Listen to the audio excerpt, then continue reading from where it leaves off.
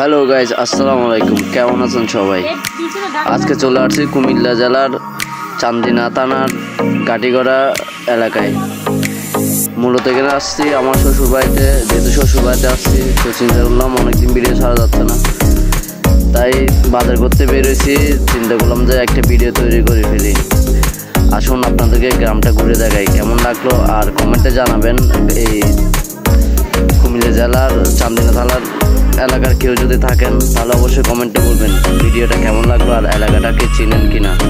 তাহলে দেখতে থাকুন ভিডিওটা।